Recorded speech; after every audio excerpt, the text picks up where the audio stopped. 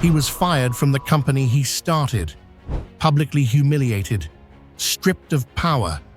Most people would have faded away, but Steve Jobs wasn't like most people. He came back swinging, not just to rebuild Apple, but to redefine it. He didn't invent the computer. He didn't invent the phone. He didn't even invent the MP3 player. But what he did was far more dangerous. He made them beautiful, addictive, iconic. Some worshipped him as a genius. Others whispered that he was a tyrant in a turtleneck. But whether you loved him or hated him, you couldn't ignore him. Because Steve Jobs didn't just build products, he built dreams. He sold a vision. And like all great visions, it came with a cost. And to understand the legend and the man behind it, we have to go back. Before Apple, before the fame. To a barefoot dropout with something to prove. Chapter 1. Born rejected, wired different. Steve Jobs was born to be given away. His biological parents were two grad students who decided they couldn't raise a child. So they handed baby Steve to a working-class couple in California, Paul and Clara Jobs. From the very beginning, Steve knew he was adopted, and that gave him a strange sense of both abandonment and destiny. He once said, "My parents told me I was special, chosen." But the truth was more complicated. That early fracture shaped his hunger, not just to belong, but to matter. Growing up in Silicon Valley, Steve was the kind of kid who disassembled radios for fun. He was smart, but rebellious. He once got suspended from school for planting explosives in a classmate's locker. He dropped out of college after just one semester, but kept sleeping on friends' floors so he could audit classes he actually cared about. Calligraphy was one of them. Years later, that random calligraphy course would inspire the beautiful typography of the first Macintosh. As he told Stanford graduates in 2005, "You can't connect the dots looking forward, only looking backward." After dropping out, Jobs wandered. He experimented with LSD, traveled to India seeking spiritual clarity. He embraced Buddhism, shaved his head, and returned home barefoot, still searching. He eventually got a job at Atari, where he drove the engineers crazy. He refused to wear shoes, meditated at his desk, and demanded perfection on every tiny pixel of a game. They gave him the night shift just to get him out of everyone's hair. But through all the chaos, there was a single thread running through him: vision. Steve didn't want to fit in. He wanted to stand out. And he knew deep down he was meant for something bigger. That something began with an old friend, a quiet genius named Steve Wozniak. And when the two Steves joined forces in a garage in Los Altos, the world would never be the same. Chapter 2. Rise and Clash at Apple. They started with almost nothing, just a garage in Los Altos, a dream, and $1,300 from selling a VW van and a Hewlett-Packard calculator. Steve Wozniak was the quiet genius who could engineer anything. Steve Jobs was the visionary with the fire, the one who could see the future and drag people into it. Together, they built the Apple I, then the Apple II. And almost overnight, they went from soldering parts by hand to running one of the fastest-growing companies in America. By the time he was 25, Steve Jobs was worth over $100 million. But Jobs didn't care about being rich. He cared about beauty, control, legacy. He wanted every part of the product, the design, the interface, the marketing, to feel like art. He once said, "The inside of the computer should be beautiful, even if no one ever saw it." Real artists, he claimed, sign their work. Jobs obsessed over everything. He screamed at engineers about font spacing. He tormented developers over boot times. He demanded the impossible, and often got it. But his charisma came with chaos. One Apple employee later said, "He had a reality distortion field. He could convince you of anything, but if you believed it, you'd better deliver. The Macintosh was Jobs' ultimate creation, a sleek, friendly machine with a mouse and a smile.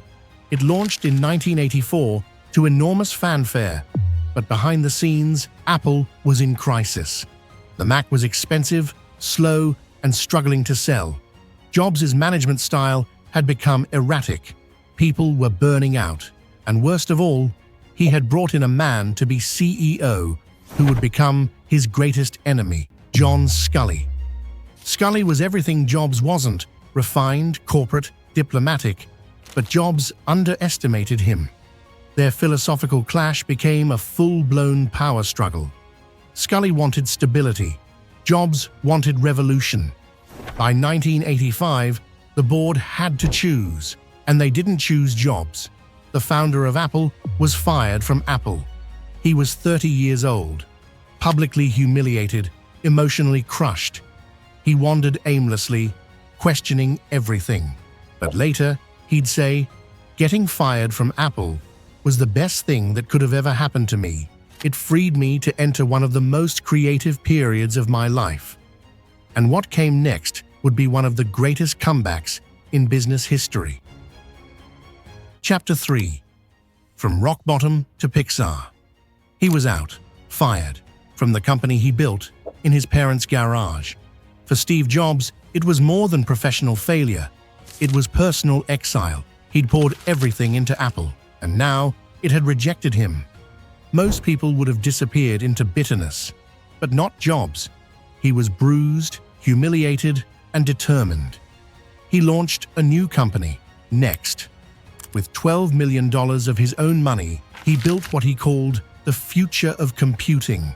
The machine was a masterpiece: industrial black magnesium casing, magnetically sealed drive bays, and an operating system years ahead of its time. But it was also overpriced, and nobody bought it. Next was a commercial failure. But buried inside that expensive box was something more valuable than hardware. Its operating system, Next Step, would one day become the very soul of the iPhone and Mac. At the same time, Jobs made a strange move. He bought a struggling animation division from George Lucas for $5 million. That company, Pixar. At first, it seemed like a vanity project. Pixar made short films, demo reels, and it burned cash fast. But Jobs saw something deeper. He believed in blending storytelling with technology. He funded Pixar out of his own pocket, tens of millions. His team pushed boundaries. And in 1995, after nearly a decade of failure and doubt, Pixar released Toy Story, the first full-length feature film created entirely with computer animation. It was a revolution. Toy Story became a cultural phenomenon.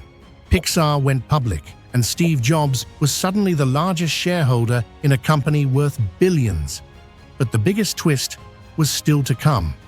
By 1996, Apple was dying. Sales were plummeting. The company had lost its soul. Desperate for salvation, Apple bought Next for $427 million.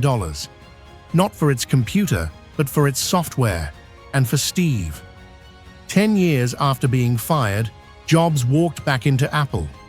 But he was different now, sharper, hungrier, more strategic. He'd been humbled, tested, and refined. As he told Stanford students, "Sometimes life hits you in the head with a brick. Don't lose faith."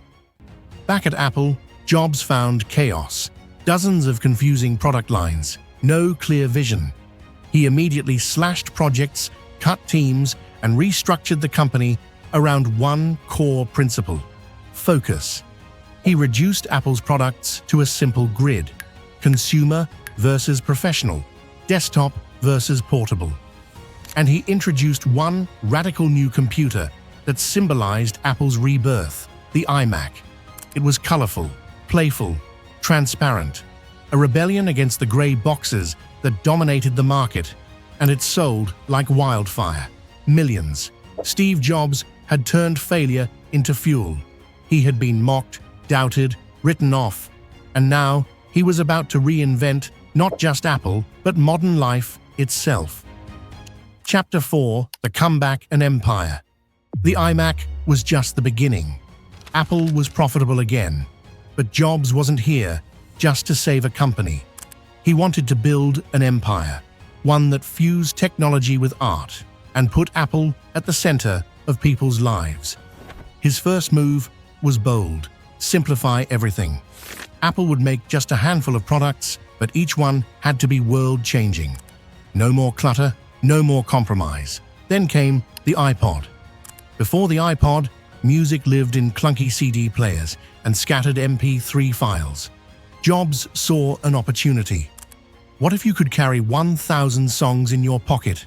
The iPod wasn't the first MP3 player, but it was the first one people actually loved. It was sleek, elegant, and paired perfectly with iTunes, a software ecosystem that turned Apple into a cultural gatekeeper. Sales exploded. Then came a bold pivot, putting iTunes on Windows. It shocked Apple purists, but it brought in millions of new customers. Jobs wasn't building gadgets, he was building trust. And with every click wheel and song download, that trust deepened. But he wasn't done. In 2007, Jobs walked onto a stage and said, "Today, Apple is going to reinvent the phone."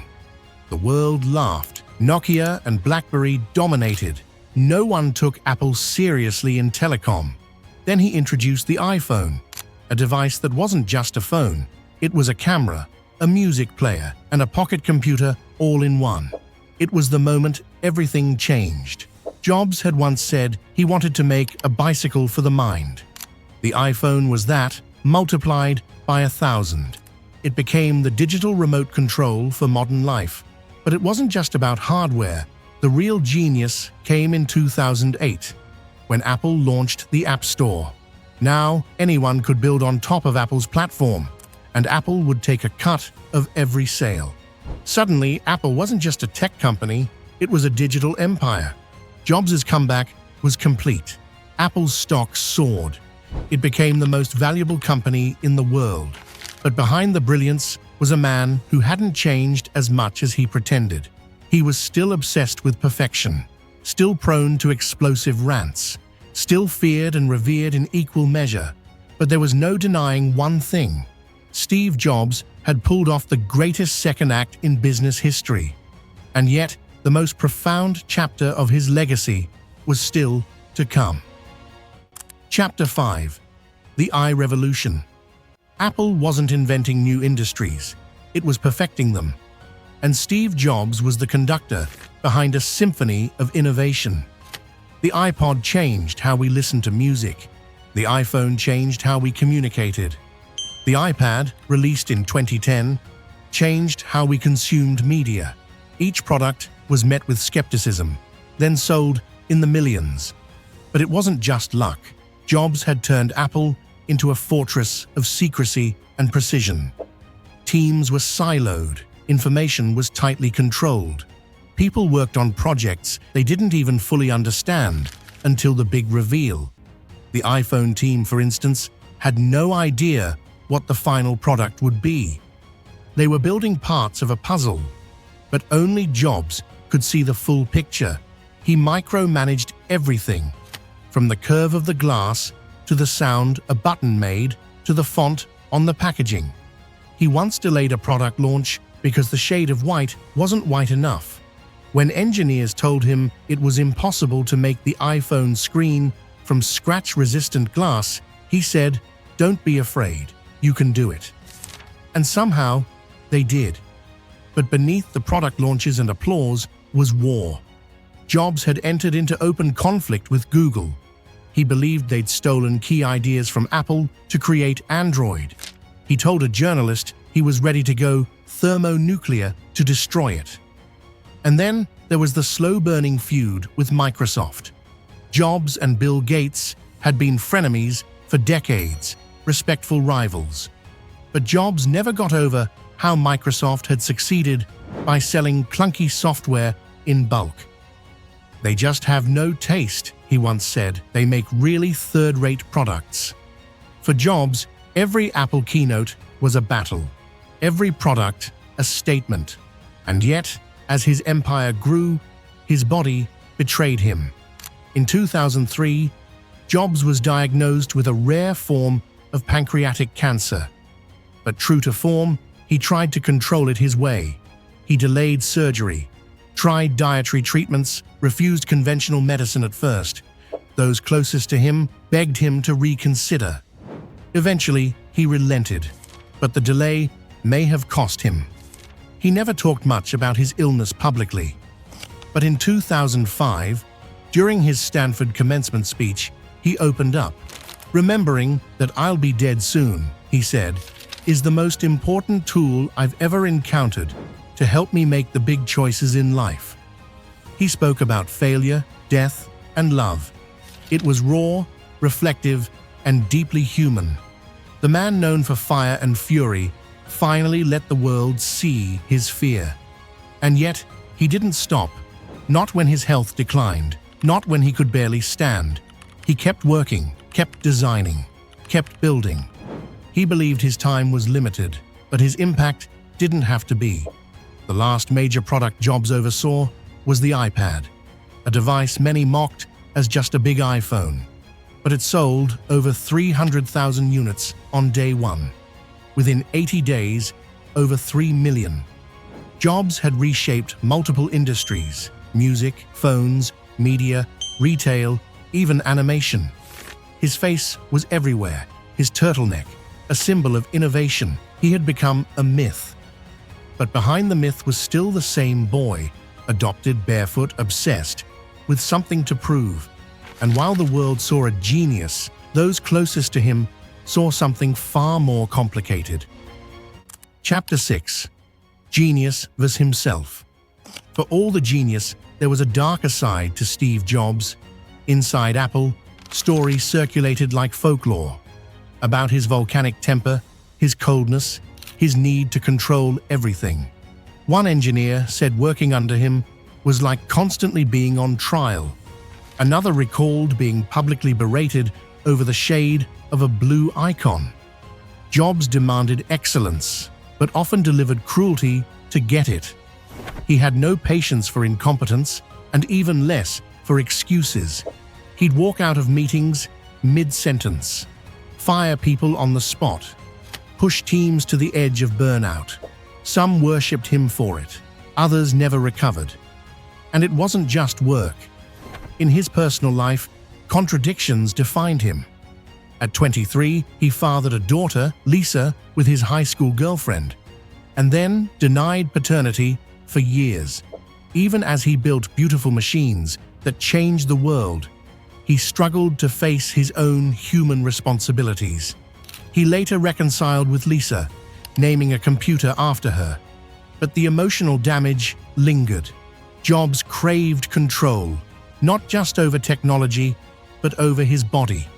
He went on fruit-only diets, believed he didn't need deodorant, and dismissed conventional medicine when first diagnosed with cancer.